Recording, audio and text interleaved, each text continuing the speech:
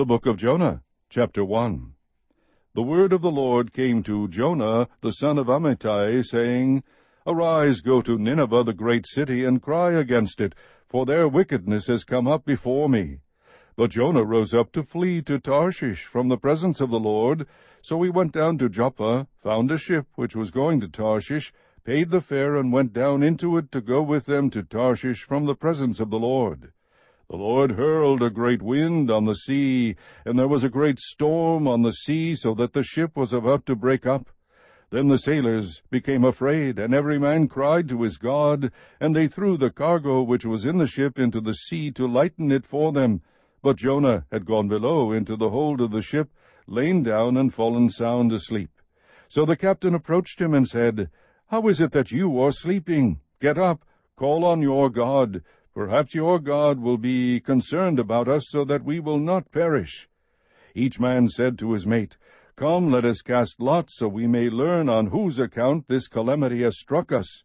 So they cast lots, and the lot fell on Jonah. Then they said to him, Tell us now, on whose account has this calamity struck us? What is your occupation, and where do you come from? What is your country? From what people are you? He said to them, I am a Hebrew, and I fear the Lord God of heaven, who made the sea and the dry land. Then the men became extremely frightened, and they said to him, How could you do this? For the men knew that he was fleeing from the presence of the Lord, because he had told them.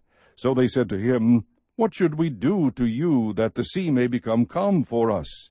For the sea was becoming increasingly stormy. He said to them, Pick me up and throw me into the sea. Then the sea will become calm for you, for I know that on account of me this great storm has come upon you. However, the men rowed desperately to return to land, but they could not, for the sea was becoming even stormier against them. Then they called on the Lord and said, We earnestly pray, O Lord, do not let us perish on account of this man's life, and do not put innocent blood on us, for you, O Lord, have done as you have pleased. So they picked up Jonah, threw him into the sea, and the sea stopped its raging. Then the men feared the Lord greatly, and they offered a sacrifice to the Lord and made vows. And the Lord appointed a great fish to swallow Jonah, and Jonah was in the stomach of the fish 3 days and 3 nights. Chapter 2. Then Jonah prayed to the Lord his God from the stomach of the fish, and he said, I called out of my distress to the Lord, and he answered me. I cried for help from the depth of Sheol. You heard my voice. For you had cast me into the deep, into the heart of the seas, and the current engulfed me. All your breakers and billows passed over me. So I said, I have been expelled from your sight.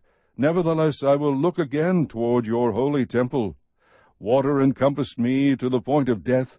The great deep engulfed me, weeds were wrapped around my head. I descended to the roots of the mountains. The earth with its bars was around me forever. But you have brought up my life from the pit, O Lord my God. While I was fainting away, I remembered the Lord, and my prayer came to you into your holy temple. Those who regard vain idols forsake their faithfulness, but I will sacrifice to you with a voice of thanksgiving. That which I have vowed I will pay. Salvation is from the Lord. Then the Lord commanded the fish, and it vomited Jonah up onto the dry land. Chapter 3. Now the word of the Lord came to Jonah the second time, saying, Arise, go to Nineveh, the great city, and proclaim to it the proclamation which I am going to tell you. So Jonah arose, and went to Nineveh according to the word of the Lord. Now Nineveh was an exceedingly great city, a 3 days' walk. Then Jonah began to go through the city 1 day's walk, and he cried out and said, Yet 40 days, and Nineveh will be overthrown. Then the people of Nineveh believed in God, and they called a fast and put on sackcloth from the greatest to the least of them. When the word reached the king of Nineveh, he arose from his throne, laid aside his robe from him, covered himself with sackcloth, and sat on the ashes. He issued a proclamation, and it said, In Nineveh, by the decree of the king and his nobles, do not let man, beast, herd, or flock taste a thing. Do not let them eat or drink water. But both man and beast must be covered with sackcloth, and let men call on God earnestly, that each may turn from his wicked way, and from the violence which is in his hands. Who knows, God may turn and relent, and withdraw his burning anger, so that we will not perish. When God saw their deeds, that they turned from their wicked way, then God relented concerning the calamity which he had declared he would bring upon them, and he did not do it. Chapter 4. But it greatly displeased Jonah, and he became angry. He prayed to the Lord, and said, Please, Lord, was not this what I said while I was still in my own country? Therefore, in order to forestall this, I fled to Tarshish, for I knew that you are a gracious and compassionate God, slow to anger and abundant in loving kindness, and one who relents concerning calamity. Therefore now, O Lord, please take my life from me, for death is better to me than life. The Lord said, Do you have good reason to be angry? Then Jonah went out from the city, and sat east of it. There he made a shelter for himself, and sat under it in the shade, until he could see what would happen in the city. So the Lord God appointed a plant, and it grew up over Jonah to be a shade over his head, to deliver him from his discomfort. And Jonah was extremely happy about the plant. But God appointed a worm when dawn came the next day, and it attacked the plant, and it withered.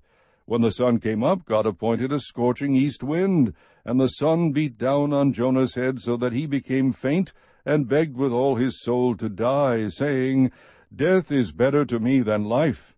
Then God said to Jonah, Do you have good reason to be angry about the plant?